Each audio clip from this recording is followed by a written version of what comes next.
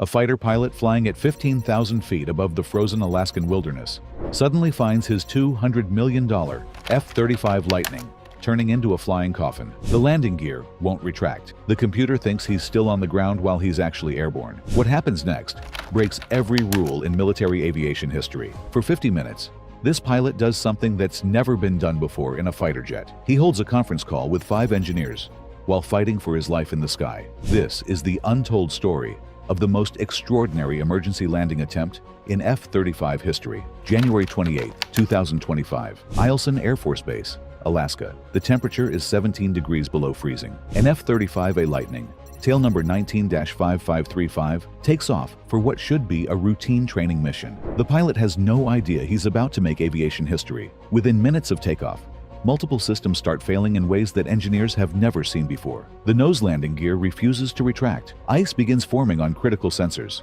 The aircraft's computer brain starts sending false signals. But here's what makes this story incredible. Instead of immediately ejecting or attempting an emergency landing, this pilot does something unprecedented. He gets 5 of America's top aerospace engineers on a live phone call while flying a malfunctioning fighter jet. For nearly an hour, they work together to solve problems that have never occurred in the entire F-35 program. This is the story of innovation, courage, and the incredible capabilities of our Air Force pilots when faced with the impossible. If you're impressed by the skill and dedication of our military pilots, type "respect" in the comments below.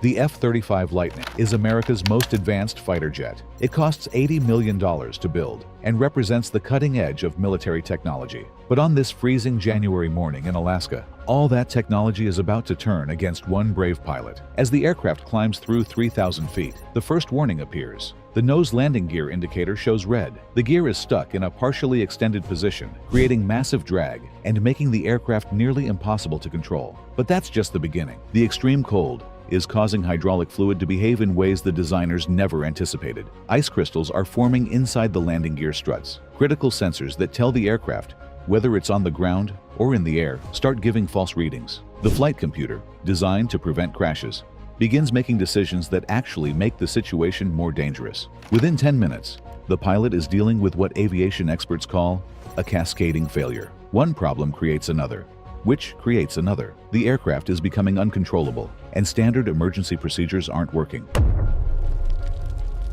Here's where this story becomes truly remarkable. Most fighter pilots in this situation would have 2 choices: attempt an immediate emergency landing or eject from the aircraft. Both options make sense when your plane is trying to kill you. But this pilot makes a third choice that's never been made before in military aviation. He calls for help from the people who built his aircraft through the air traffic control system at Eielson Air Force Base. A conference call is set up with 5 Lockheed Martin engineers. Think about this for a moment. A single-seat fighter jet becomes a flying conference room. The engineers on the ground include a senior software specialist, a flight safety expert, and 3 landing gear system experts. They're scattered across different locations, but connected by one goal: save this pilot and this incredibly expensive aircraft. What makes this even more impressive is the complexity involved. The pilot has to fly the aircraft, communicate with air traffic control, manage multiple system failures, and participate in technical discussions with engineers, all while his fuel supply is slowly running out. For the next 50 minutes, something extraordinary happens in the skies above Alaska. The pilot and engineers work together to understand failures that have never occurred before in the F-35 program. The engineers quickly realize they're dealing with a perfect storm. The extreme cold has caused water contamination in the hydraulic system. This contamination has turned into ice, jamming the landing gear mechanisms. But the real problem is what the aviation world calls weight on wheels sensors. These sensors tell the aircraft's computer whether the plane is on the ground or flying. Because of the ice buildup, the sensors are sending the wrong signals. The computer thinks the aircraft is sitting on the runway when it's actually flying at 15,000 feet. This confusion is causing the flight control system to behave in dangerous ways. The engineers guide the pilot through diagnostic procedures that have never been attempted in flight. They're essentially rewriting the book on F-35 emergency procedures in real time. Every few minutes, they try a different approach. Reset this system. Try that switch combination. Adjust these settings. Meanwhile, the pilot is dealing with an aircraft that wants to do anything except fly straight and level. The partially extended landing gear is creating enormous drag. The ice buildup is affecting control surfaces. The confused computer is fighting the pilot's inputs. But here's what's truly impressive about our Air Force training. Despite all these challenges, The pilot remains calm and professional. His communications are clear. His flying is precise. He's managing multiple complex tasks simultaneously while his life hangs in the balance. After 45 minutes of troubleshooting, the engineers make a disturbing discovery. The weight-on-wheels sensors aren't just giving false readings. They're actively preventing the pilot from controlling the aircraft properly. The computer is essentially fighting the pilot for control. The team realizes they have two options. First, they can try to override the sensor system manually. This has never been done before and could potentially make things worse. Second, they can accept that the aircraft is unfixable and focus on getting the pilot down safely. Here's where American engineering brilliance shine. The team decides to attempt the override procedure. It requires the pilot to access systems that are normally only touched by maintenance crews on the ground. Using verbal instructions from the engineers, the pilot begins working through procedures that aren't in any manual. The tension during these moments must have been incredible. Everyone knows that one wrong move could turn a difficult situation into a fatal one. The pilot has to trust engineers he's never met with his life. The engineers have to provide perfect instructions based on problems they've never seen before.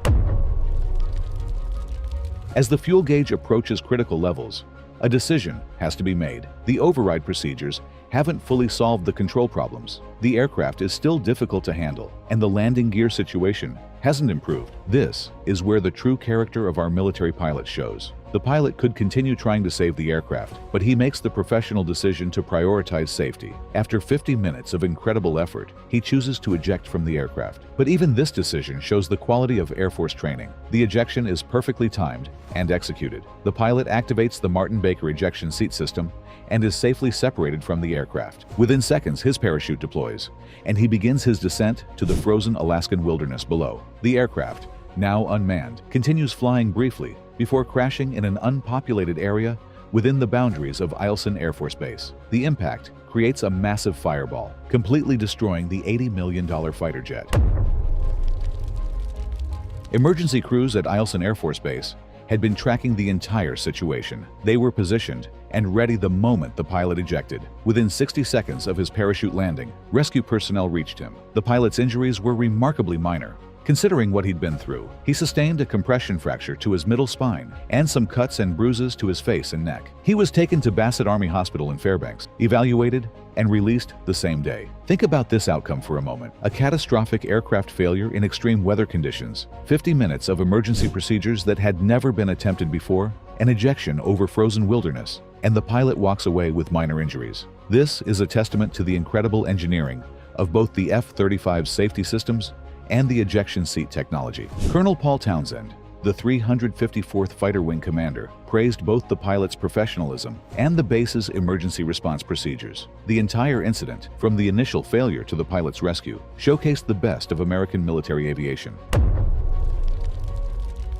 The official accident investigation, released months later, revealed the full scope of what happened that day. This wasn't just an aircraft malfunction, it was a case study in innovation under pressure. The investigation found that the 50-minute engineering consultation represented a completely new approach to in-flight emergencies. Previous military doctrine emphasized quick decisions and immediate action, but the complexity of modern fighters like the F-35 sometimes requires a different approach. The engineers involved in the conference call were praised for their quick thinking and clear communication. They managed to guide the pilot through procedures that had never been tested in flight conditions. While they couldn't save the aircraft, their efforts gave the pilot the best possible chance of survival. The investigation also led to important changes in F-35 cold weather operations. New procedures were developed to prevent hydraulic system contamination. Training programs were updated to include the lessons learned from this incident. Future F-35 pilots will be better prepared for similar situations. This story shows us something remarkable about American military aviation. When faced with impossible situations,